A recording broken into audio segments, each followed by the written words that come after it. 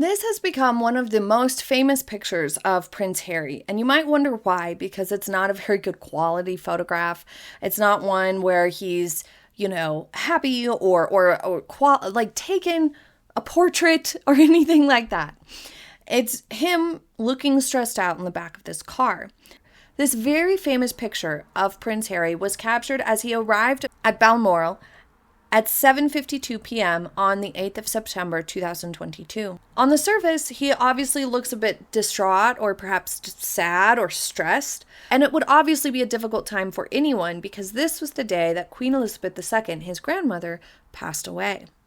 But when you know the full story behind this photograph, it will completely transform how you view this picture. Observing his emotions goes from grief alone to disdain, contempt, frustration, regret, anger. As you listen to the story, leave it in the comments what you think he may have been feeling when this photograph was taken. At 12:32 p.m. on the 8th of September, it was announced that Queen Elizabeth II was placed under medical supervision, and the family began traveling to Balmoral. 13 minutes later, a spokesperson for the Sussexes announced that they were both traveling to Balmoral to be with the Queen. Harry and Meghan had been in the UK for the Well Child Awards and the One Young World Summit. And it was one of the first times that they had come back to the UK in a long time. So tensions were already high. But less than an hour after that Sussex statement that they were both on their way to Balmoral, a correction was issued that said Harry was traveling alone to Scotland and Meghan would not be going with him. During that time, between when the Sussexes took liberties with public statements and inviting themselves to places, and the corrective statement that Meghan was not joining Harry, during that hour-long window of time, a phone call between Harry and the King took place, in which King Charles, at the time Prince Charles, explained that it was not appropriate for Meghan Markle to attend. It was a private gathering for only the Queen's closest immediate family members, especially since the Princess of Wales, Catherine, was staying in England to collect the children from school. It would not be right for Meghan to go. This was said to have been a heated exchange, in which Harry had the audacity to argue with the king whose mother was passing away at that time. To the public, it made sense that Catherine would take precedent over Meghan. If Catherine was going, Meghan still may not have been invited. But Catherine was very close with the Queen, especially in comparison to Meghan Markle. And many speculated that because Meghan and Harry were making a stink during this hour of time, that Catherine graciously said, "Tell them that I am not going." And that's the reason why no wives are going, that Catherine and Meghan are not going. Therefore, only the Queen's children and the Queen's children's spouses are allowed to go.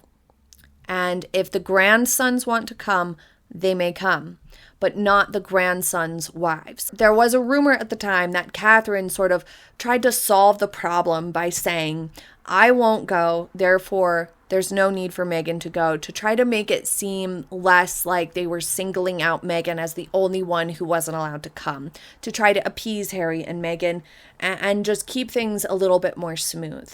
So the full context of what was going on with the family, with the Sussexes and the royals before this September 22 events is very important. Following the controversial and tumultuous Megxit, the Sussexes had released the Oprah interview. They made accusations without evidence and threw the royal family under the bus in additional interviews, and they were slated to release their self-indulgent, fictitious Netflix series in a matter of months. To say there was little to no trust between the royal family and the Sussexes is an understatement. Because Meghan was not invited to come to Scotland as the longest reigning monarch of Great Britain passed away peacefully at Balmoral Castle, Harry then not only took time to have a heated argument with his father, but he did not get to the RAF jet in time to travel with the other royals who were headed up, which included Prince William, Prince Edward and Sophie, the Duke and Duchess of Edinburgh, and Andrew. Princess Anne and then Prince Charles were already in Scotland. In Spare, years later, Harry alleges that he texted William to ask about travel plans, but then saw hours later in the press that they all took the RAF jet together. Some sources claimed that Harry was so upset about Meghan not being allowed to come that he did not reach out about specific travel plans at all. So sources close to the royal family say that he never asked. William did not get any messages. But of course, it's also completely understandable that if William was getting texts from Harry, that he may choose not to engage or not to open the messages, and therefore shield himself from a grown man having a tantrum during a time of crisis. And after the serious breach of trust with Harry, it also makes sense for the royals to prefer to maintain as much privacy as possible, especially during a time of grief. It's largely accepted that the main reason Harry missed the flight was the Meghan issue. And thus, he had to charter his own flight, which didn't land until after the Queen's death was announced. He claims to have learned of her passing just before his plane landed at 6:45 from a news website on his phone, even though she had peacefully passed away hours earlier. So the consequences of his actions, from the Oprah interview and his gross lack of trust and breach of privacy, of familial privacy, had begun to have consequences. The repercussions of this were now evident to him.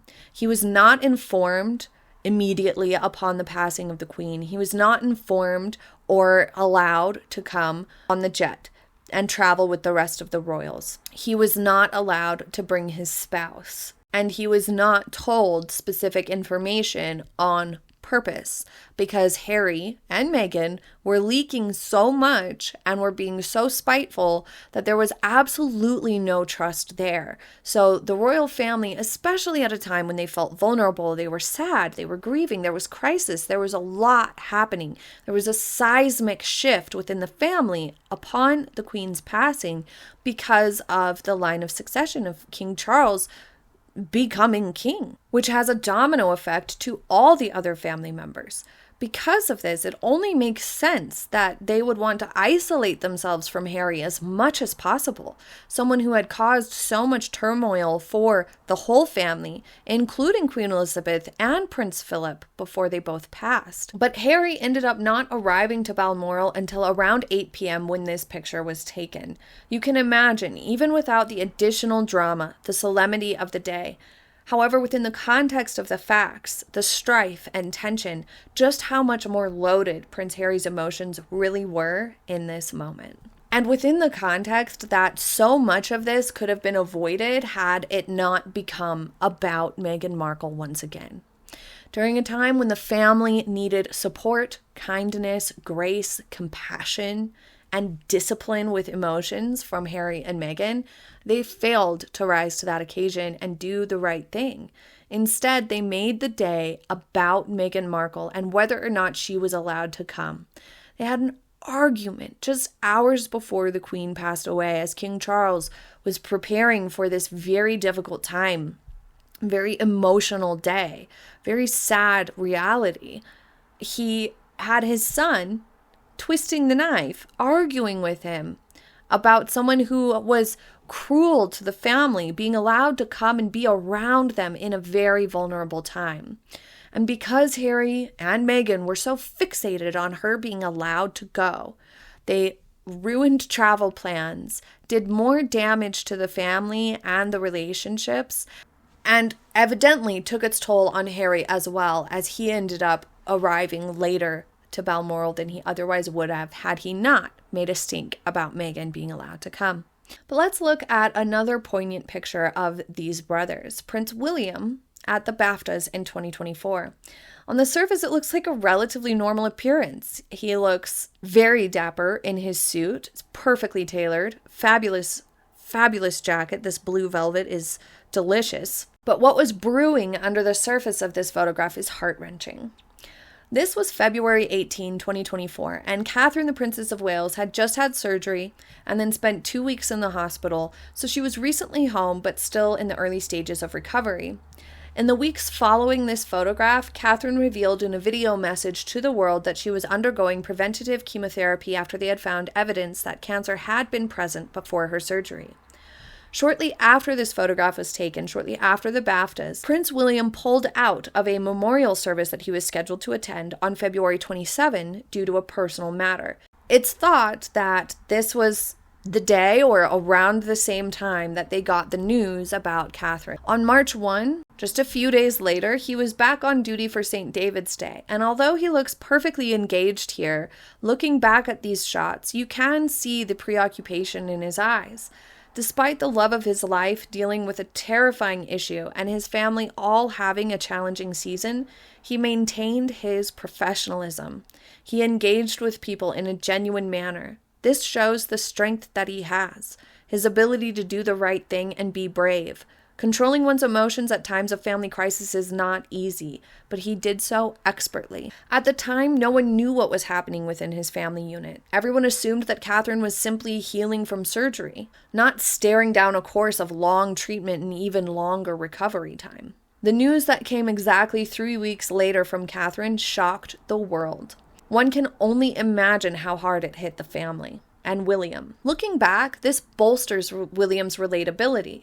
Viewing these photographs in the context of what happened later, of what we found out later, but he was dealing with in real time as these photographs were taken, he put on a brave face. And he did his job well despite immense challenges and high emotions at home, just like many of us have. Throughout all of it, he's still not complained or fallen into wallow. His strength is admirable, and these photos prove it. This is a unique collection of photographs of Meghan Markle. This is the one and only time that she ever attended Royal Ascot. She and Prince Harry attended one day of Royal Ascot shortly after their wedding. And on the surface, it simply has amateur energy. The outfit is not great. Her stature, her posture is obviously not very comfortable. But looking back at this photograph, some of the awkwardness can be explained by the context of what happened prior. This photograph follows the alleged dispute and tensions with Catherine and William that were occurring in the lead up to the wedding, to Harry and Meghan's wedding. Meghan and Harry had been, by all accounts, very entitled, very demanding, and taking a lot of liberties when it came to their wedding. Meghan Markle refused to let the Queen approve her wedding gown, for example. She went with stark white and a veil, which was against the Queen's wishes. They went for a huge wedding when initially all parties had agreed and revealed that it was going to be a smaller affair. Harry and Meghan manipulated their way into this huge wedding, and during which time Meghan had disputes with Catherine and William. And William and Harry were having some tensions because of the way Meghan was handling things with Catherine. Catherine had just given birth to Prince Louis. So she was in very early postpartum, during which time most people would still be on maternity leave when the wedding happened. And so in the lead up to the wedding, during fittings for Charlotte's flower girl or bridesmaids dresses, there were problems that arose or disagreements that arose between Meghan and Catherine. One of them was simply that Meghan did not want to follow protocol and have the girls not wear tights, which also meant they were going to be wearing shoes with no socks, which were closed toe, which is not the most comfortable thing, especially not for a toddler or a preschool-aged child. There were other rumors that came out about things that Meghan had said and done that were not kind. We can just say it became an emotional conflict between the two. So we can infer that some of the awkwardness with the way Meghan was behaving and presenting on this day had to do with the fact that there was those tensions between the Wales family and the Sussexes at this time. And Catherine and William, Catherine especially, had relationships with the royal family members. She has been with the royal family for years before Meghan came on scene. So a lot of the royal family members may have felt a bit of loyalty towards Catherine and sort of maybe taken Catherine's side in the dispute had they heard about it. But there's more to the picture than just rumor and speculation. Meghan was criticized for not wearing a name tag, which is protocol. All attendees are to wear their name tag on their shirt or jacket, and Meghan was the only one to not. Also, this is a Givenchy dress rather than a British label, and it's customary for the British royals to wear British labels, especially at British events. They typically will wear other labels if they are visiting that country, like, for example, if they are visiting France, they may wear Dior. Or if they are welcoming someone from France as Catherine did with President Macron. She wore Dior on that day for the state visit. But in general, for events that take place within Great Britain, the royal family typically try to wear British designers, as it has a huge impact on the fashion industry. So the fact that she opted for Givenchy once again was controversial, to say the least. Overall, her outfit looks a lot less polished than you would expect, and in comparison to the other attendees. The shirt dress was silk, so it creased, and shirt dresses in general tend to look more casual compared to the other more formal options. Meghan stands out, especially the handkerchief hemline. She was also criticized for turning her back to the Queen. Now, it may have been a slight overreaction in the press, but in light of all else we now know, it makes sense why it came off bad. Look at how Harry moves here. He essentially goes in a sidestep circle and then turns to the side to speak to someone else, rather than just turning around and walking over to the person because of the location of the Queen. He went to great lengths to not turn his back on the Queen. Meghan just turns around. And these are the subtle body language signals that tell very different stories surrounding awareness and etiquette and values and respect. It's not about an official rule being broken, but rather an overall vibe, an overall feeling that this institution or this construct is not important enough for Meghan to shift her behavior or be thoughtful or mindful about it. And you can argue on the merits of that on principle, but ultimately what can't be really argued or defended is that this was her in-laws. This was her husband's culture and her new in-law family culture, and she was the new one coming into it. It was incumbent upon her to adapt to that culture, to be respectful of her in-laws. Just because she doesn't come from a country with a monarchy and she doesn't fully understand it, or maybe personally she didn't really respect the idea of a monarchy, who knows?